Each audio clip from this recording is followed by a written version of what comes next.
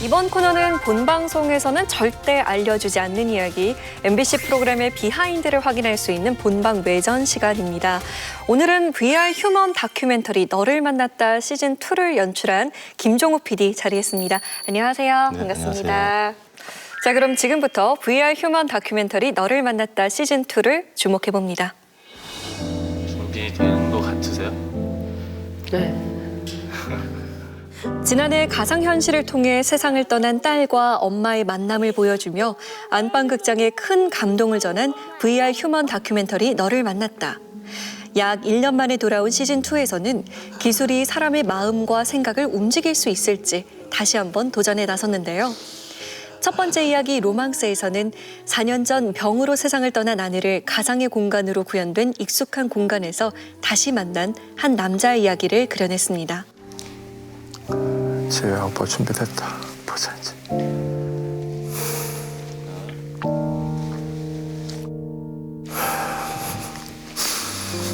똑같다.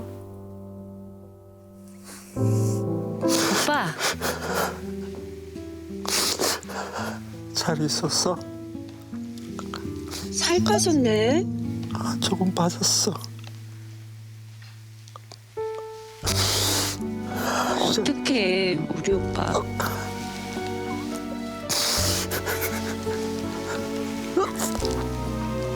잠은 잘 자? 밥은 잘 먹고?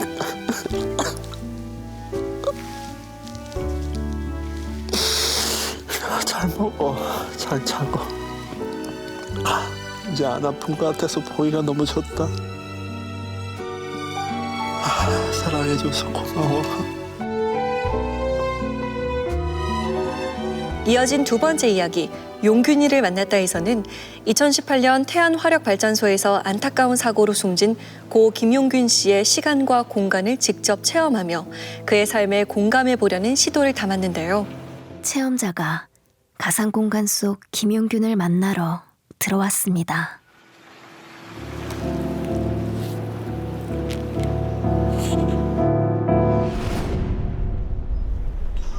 (2018년 12월 10일) 어두운 발전소에서 홀로 일하다 사고를 당했다고 했습니다.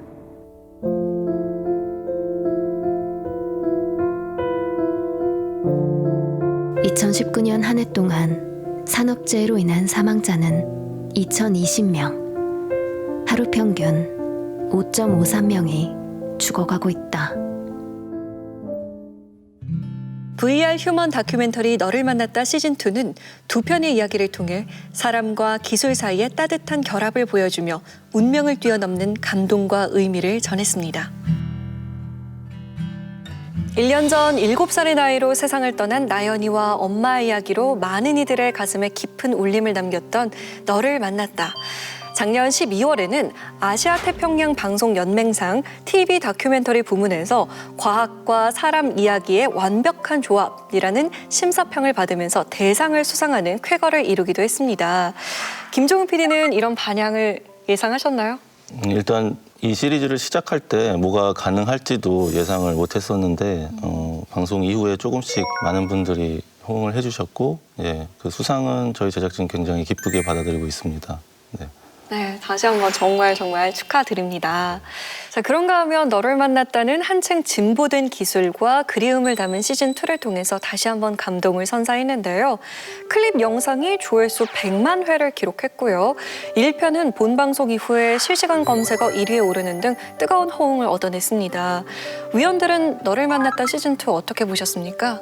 누구에게나 그렇겠지만 이 죽음의 순간, 사랑하는 사람과 이별의 이 순간은 황망하게 다가오는 것 같아요. 그래서 항상 이런 말을 좀 해서 떠나보낼 걸 하는 그리움도 가슴에 남고요. 근데 로망스 편에서 보면 바로 그런 그 아쉬움들을 잘 해결해주지 않았나 싶고요. 그걸 통해서 그 그리움이 일상의 슬픔이 아니라 좀 더 힘있게 살아갈 수 있는 동력으로 전환시켜 주셨다는 점에서는 감동과 함께 따뜻함을 느낄 수 있는 그런 시간이었습니다.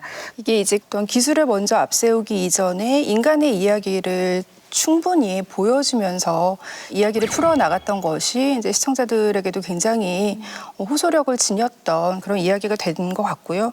우리가 또 이런 첨단 기술을 보통 사용을 할 때 VR 기술이 어떤 우리에게 좀 신기한 세계, 어떤 스펙터클의 세계 이런 것들을 구현할 것이다라고 생각을 했는데 오히려 우리에게 굉장히 익숙했던 그런 일상의 평범한 순간들을 섬세하게 구현을 했잖아요. 이게 굉장히 좀 역발상이라는 생각이 들었고 그러한 장면들을 통해서 우리의 삶이 얼마나 소중한 것인가를 일깨워준 그런 프로그램이었다고 보고 있습니다.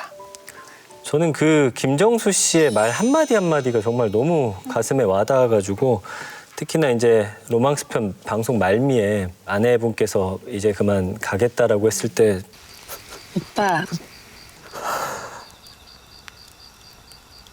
나 가야겠다. 좀.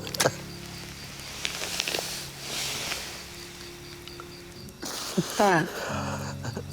우리 괜찮은 부부였지?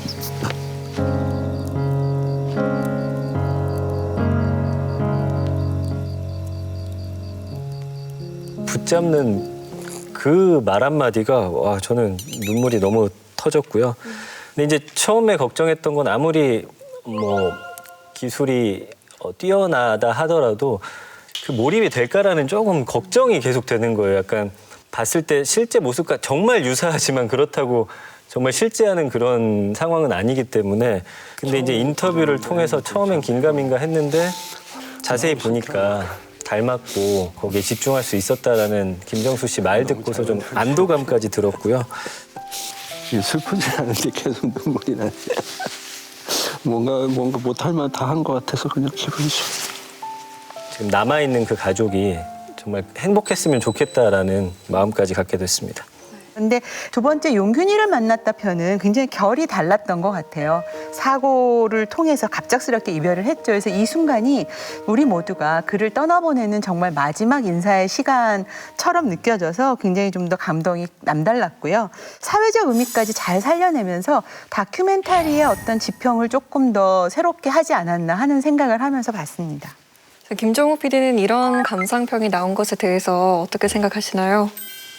감사합니다. 일단 처음에 그 너를 만났다 시즌 1을 하고 이런 것이 가능하다는 거를 이제 저도 몰랐기 때문에 그 다음에 시즌을 이어갈 수 있을까도 굉장히 고민을 했었어요. 네, 그리고 부부는 어떻게 보면 천류는 아니잖아요. 어떻게 보면은 자기가 택해서 만난 사람이잖아요. 이제 그럼에도 불구하고 어떤 큰 위기를 겪은 사람들의 이야기가 과연 전달될 수 있을까 고민을 했는데 그리고 또 김용균 씨 이야기도 정말 많은 고민과 도전이었는데 어느 정도는 전달이 됐다고 생각이 듭니다. 네. 자, 그럼 본격적으로 김종욱 PD와 함께 너를 만났다 시즌2에 대한 궁금증 풀어나가 보겠습니다. 먼저 시즌2의 포문을 연 로망스 편부터 이야기 나눠볼까 하는데요. 위원들은 로망스 편의 제작 과정에 있어서 어떤 부분들이 궁금하셨나요? 저는 우선 이 로망스 편을 보면서 여기도 5남매 가족이네 이런 생각이 들었어요. 근데 1편은 나연이 때도 보면 거의 4남매였었거든요. 그래서 보통은 우리 주변에서 다자녀 가정들이 늘어나긴 하지만 이렇게 4남매, 5남매는 좀 이렇게 흔치 않은 가정이잖아요. 그래서 어떤 특별한 의미가 있으셨는지 이렇게 가족 수가 많은 대상을 선택하신 그게 좀 궁금했습니다. 일단은 결이 또 달라요. 각자 받아들이는 게. 그거를 찬찬히 보고 있으면 기억이 가장 강하고 그 남한테 말을 못하고 있던 주인공은 김정수 씨겠죠. 그렇죠. 하지만 그 아이들마다 또 어머니의 죽음의 기억이 다르죠. 첫째와 둘째 같은 경우에는 기억이 어느 정도 있고 지금 어느 정도 성인으로 돼가는 과정이라서 자기 슬픔 안 드러내려고 그래요. 청소년 특징이잖아요. 네. 그런데 또 아이들 특유의 솔직함이 있고 막내는 또 거의 기억을 못하고 네, 그런 걸 봤을 때 시청자들은 아마도 어떤 가족 드라마처럼 보실 수도 있는 면이 있을 것 같고 그리고 또 저희도 그 가족을 보면서 식구가 많으니까 좀 옛날 가족 생각이 나더라고요. 네, 별다른 거 없이 놀았던 예전 기억이 날 정도로 네, 그랬습니다. 네. 저는 질문 드리고 싶은 게 이제 첫 시작이 첫째 딸의 인터뷰로 시작이 돼요. 네. 제 마음은 너 절대 아니야. 난 그런 거 안 할 거야. 했는데 처음 아빠한테 소리 들어봤어. 너라고. 그래가지고 난 솔직히 이기적이라 생각했어요. 그래서 왜 그랬을까가 그냥 불현듯 궁금했어요. 왜 첫째 딸의 인터뷰가 다큐의 시작이 되었을까? 그 이유가 있을까요? 일단 그 첫째는 일단 반대를 했었고 이제 좀 생각이 변화하죠. 나중에는 조금씩 지켜보다가 결국에는 허락을 하고 동참하는 그런 과정을 또 보여드릴 수 있었던 것 같고요. 첫째한테 정이 많이 갔던 이유는 마치 아빠와 그 둘이서 어떤 그 아픔을 공유하고 있는 상대처럼 느껴졌어요. 저희한테는. 근데 그게 너무 크기 때문에 뭐 밑에 애들이 뭐 이렇게 하려면 해 이러는데 그 첫째는 이제 그게 이제 너무 아플까 봐 싫었던 그런 거죠. 그래서 엄마와 아빠 사랑의 가장 중요한 목격자이면서 또 변화하는 그런 캐릭터? 네, 이렇게 생각이 들었습니다. 이게 1편에도 그 가상세계에서 이제 만남이 이루어졌을 때의 어떤 테마가 있었고, 이제 로망스 편도 마찬가지인데, 이제 주제가 이제 약간 데이트 컨셉으로 두 사람이 로맨틱한 장면을 많이 연출을 했는데, 바로 이별 직전에 두 분이 가족이 되었던 그 순간인 웨딩 영상을 같이 보잖아요.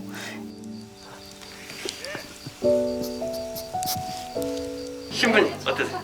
저는 물론 좋고 신랑이 좀 아파서 오늘 잘 하려나 보죠. 어디 아프셨어요? 지금 아프세요? 아니요. 신부님 딱 바라보시면서 딱 한 말씀 해주세요.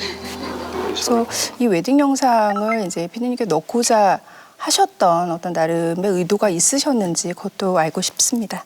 저희도 이 어떤 만남의 흐름을 만드는 게 항상 가장 힘들고 고민되고 또 너무 잘 하려고 해도 문제고 드라마나 영화가 아니잖아요. 네, 그러면 사실에 기반해서 이분의 기억을 조금 더 좋게 만들어 드리는 정도라서 그 선을 잘 타기 위해서 노력을 많이 하고요. 결혼 영상을 보면은 너무 해맑게 그 고성재 씨가 웃고 계시고 어떤 가장 행복을 꿈꿨던 그런 느낌을 받을 수 있어요. 근데 한 번도 안 보셨대요, 사실은. 지금까지 결혼식 영상을 아프기 때문에. 네, 그래서 이런 불행이 올 줄 몰랐던 가장 행복한 시절을 같이 보면서 아내와의 제일 처음을 느낄 수 있는 시간을 드리고 싶었어요. 네. 자, 이번에는 두 번째 이야기 용균이를 만났다 편에 대한 궁금증 풀어나가 보겠습니다. 2018년이죠. 태안화력발전소에서 작업 중 사고를 당한 고 김용균 씨를 주인공으로 다룬 이야기인데요. 그러나 우리는 그를 만난 적은 없습니다. 어떤 환경에 처해져 있구나 이게 편집되거나 프레임으로 잘리지 않은 실제 공간으로 가는 거죠. 신입이던 김용균은 특히 낙탄이 많이 쌓이는 구간에서 일했습니다. 늘 탄가루를 뒤집어 쓴 채로 작업 시간에 쫓겨 씻지도 못한 채 퇴근했다고 합니다.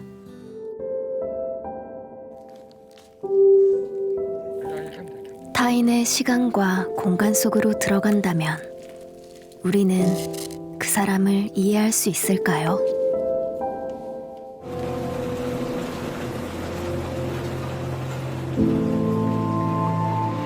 아, 세상에.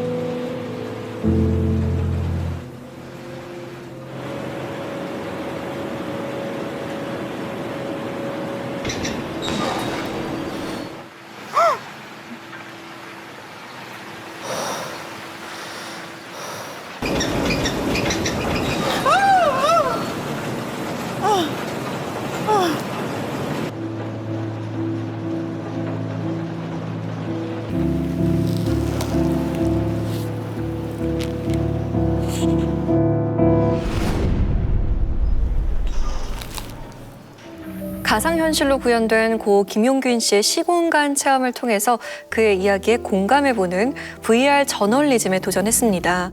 기존에 보여줬던 시리즈들과는 확실히 차별화된 구성이에요.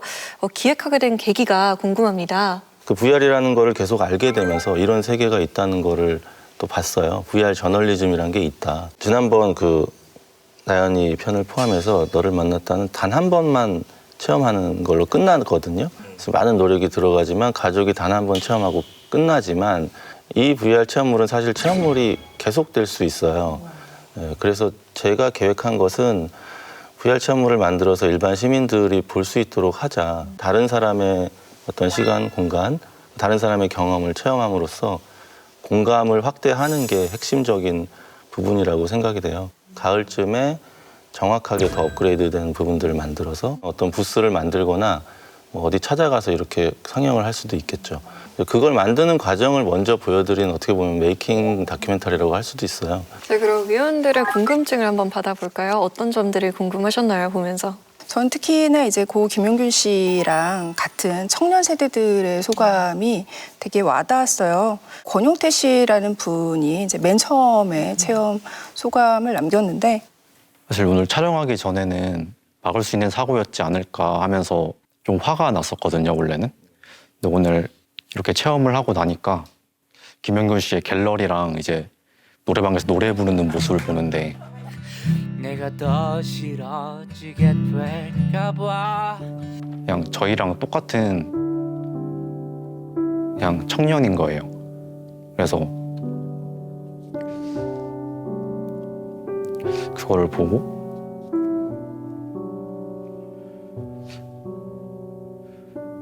다른 마음보다는 좀 얼마나 무서웠을까.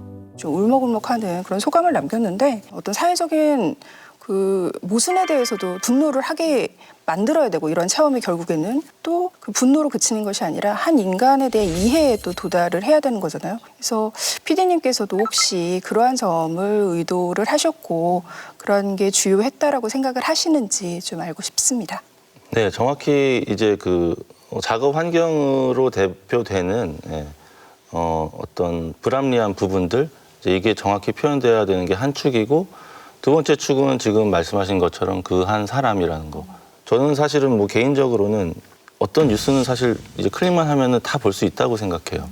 근데 그런 사고나 어떤 사안들에 대해서는 이제 공감이나 이해는 오히려 예전보다 더 줄고 있는 게 아닌가라고 생각될 때가 있어요. 악플이 많아요, 일단. 혐오 발언도 많고. 왜 그럴까? 그거를 이제 어떤 사안도 공감을 할 때 한 인간으로 다가간다면 이라는 생각을 계속 이제 했던 게 있죠. 이제 이걸 만들어가는 과정에서 남아있는 사람들에 대한 인터뷰가 굉장히 중요한 역할을 하잖아요. 그래서 프로그램 안에 보면 이제 피디님께서 술도 같이 마시면서 동료분들하고 이야기도 하고 이거부터 이거 해야 돼. 1부터 10까지 해야 돼. 이러면은 저는 반만 하거든요. 근데 저는 가르쳐 주는 사람 입장에서는 1부터 10 해야 된다. 이렇게 설명하죠. 혹시 모르니까. 근데 걔는 1부터 10까지 해야 돼 하면 1부터 10까지 했던 것 같아요. 우리도 오자마자 해서 미안한 생각은 아 내가 잘못했어. 아 나 썩을 놈이야. 이 정도는 아닌데 혹시 너무 열심히 하지 마. 사고 날 수도 있어. 이 정도는 얘기해 줬을 법한데 그 얘기를 못 해줘서 조금 미안하긴 하죠. 혹시 이렇게 했으면 달라지지 않았을까? 뭐 나비 효과라는 게 있잖아요.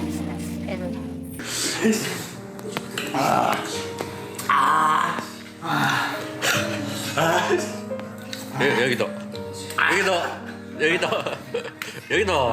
또 그 친구들 같은 경우에는 떡볶이를 같이 먹었던 것들을 연상시키면서 그런 장면들도 있어서 그 인터뷰하는 과정에 대한 이야기를 좀 듣고 싶습니다.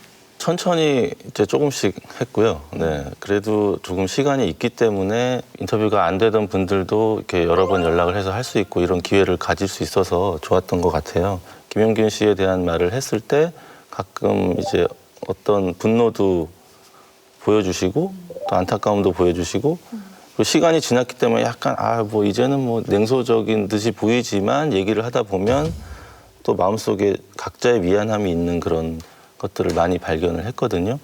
저는 사실 많이 감동을 했어요. 김용균 씨가 그 직장에서 일한 거는 사실 3개월 정도? 그렇죠. 제 직장에서 3개월 동안 일했던 수습사원이 만약에 어떤 큰일을 당했을 때 그럼 내가 그 사람 빈소를 지키고 내가 저 사람에 대해서 저런 그리운 마음이나 이런 거를 할 수 있을까? 그분들의 어떤 같이 일했던 동료로서의 의리 그런 것들이 대단하다는 생각을 했습니다. 이번에는 VR 재현에 대한 이야기를 나눠볼까 해요. 위원들은 VR 재현 과정에 있어서 어떤 부분들이 궁금하셨어요? 로망스 편 같은 경우는 이제 가정, 집이라든지 아니면 두 분이 데이트했던 숲속 이런 장소들을 구현해내는데 김용균 씨 편 같은 경우에서는 보면 이제 작업하는 현장이잖아요. 여기는 좀 더 사실적인 구현이 필요하지 않았을까. 그 공간을 구현하는 데에도 기술적인 좀 차이점이 있었나 하는 생각이 좀 들어서요. 그렇죠. 로망스 편은 아무래도 그 감성적인 부분, 그것을 기억을 불러일으킬 수 있는 부분이 가장 중요하고 집 같은 경우에 이제 비교적 정확하게 구현을 했지만 김용균 씨의 작업 공간은 조금 힘들죠. 그래서 많은 인터뷰와 또 그분이 남긴 사진을 통해서 비교적 정확하게 왜 위험했는지의 그 포인트는 살려야 된다고 생각을 했거든요. 아마 저널리즘적으로 VR을 접근한다면 정확성에 아마 되게 고민이 되는 부분이 앞으로 많이 생길 것 같아요.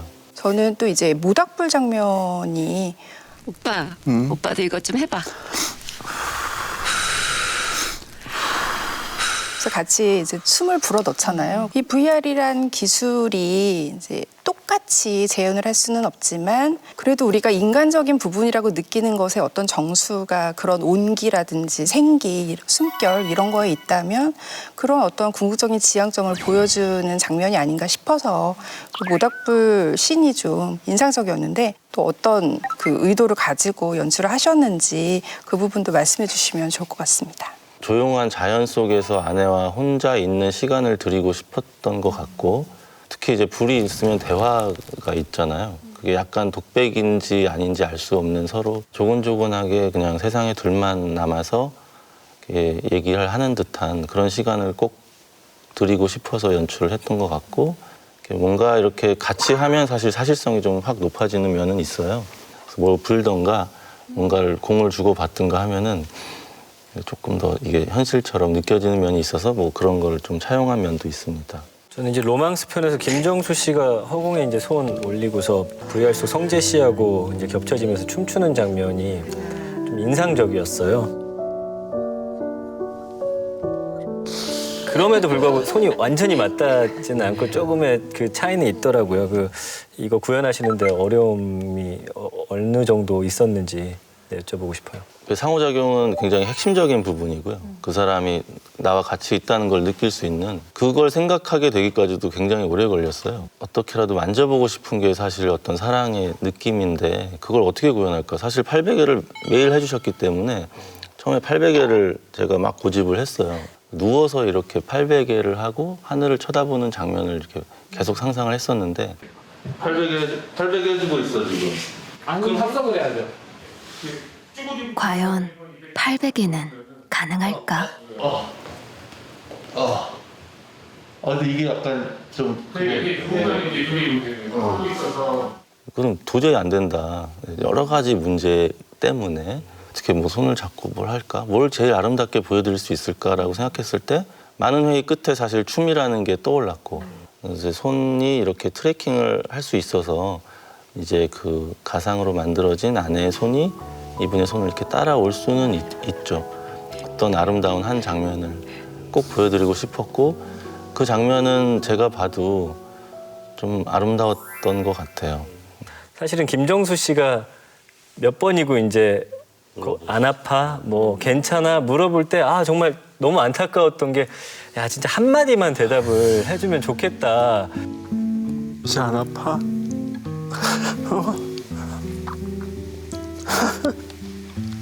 오빠 왔어? 왔어. 이제 안 아파?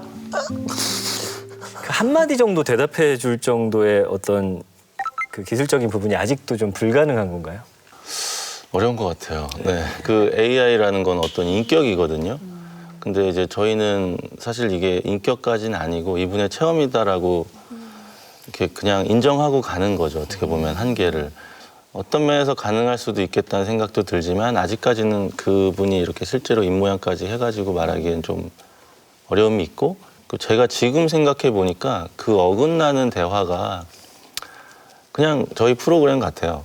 그런 생각도 들어요. 이게 100% 맞지 않는데 알고 있는데 그냥 허공에 말하는 것 비슷한 그런 대화를 받아들이고 있습니다. 마지막으로 오늘 자리해 주신 김종우 PD에게 전하고픈 한마디가 있다면요? 이번 그 너를 만났다를 보면서는 기술의 쓰임이 어떠해야 되는지 그것이 우리 삶에 어떤 역할을 해야 되는지를 좀 깊게 고민해보고 생각해볼 수 있는 그런 시간이었습니다. 저에게는. 맨 처음에 이제 헤어진 딸과의 만남을 볼 때는 기술에 집중해서 봤어요. 이게 과연 얼마나 현실과 유사할 것인지. 근데 이걸 다시 경험하고 나니 그 기술은 전혀 문제가 되지 않았고 결국에는 그 안에 담긴 이야기와 메시지가 무엇인가 또 내가 공감이 되느냐 아니냐의 문제여서 이런 이야기를 꾸준히 만들어 주심에 있어서 그 안에 어떤 내용을 담을지를 더 고민해 주신다면 VR 기술이 이렇게 긍정적으로 쓰일 수 있구나를 좀 사회 선구적으로 알릴 수 있지 않을까 생각해봤습니다. 기술 때문에 많이 화제가 되었고 많은 분들이 관심을 가진 건 사실이지만 결국 또 인간 본연의 감정을 이해하게 되고 인간의 본질에 대해서 또 이해를 하게 되는 또 휴먼 다큐멘터리의 본질적인 역할을 굉장히 충실했기 때문에 결과적으로 이 프로그램의 메시지가 시청자들에게 깊이 와닿을 수 있었다라고 생각을 해서요. 이런 기술을 인간을 결국 이해하는 어떤 그런 과정으로 계속 그려주셨으면 좋겠습니다. 김정우 PD 오늘 함께해 주셨는데요. 소감 한 말씀 부탁드립니다. 정말 많이 힘들었는데요. 네, 이렇게 또 불러주시고 굉장히 감사하다는 말씀을 안 드릴 수가 없어요.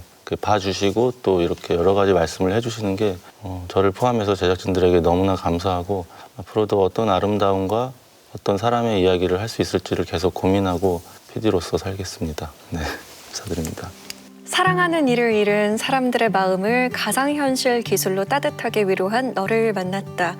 이처럼 기술과 인간을 새롭게 탐구한 새로운 시도들을 더 많이 만나볼 수 있기를 바라봅니다.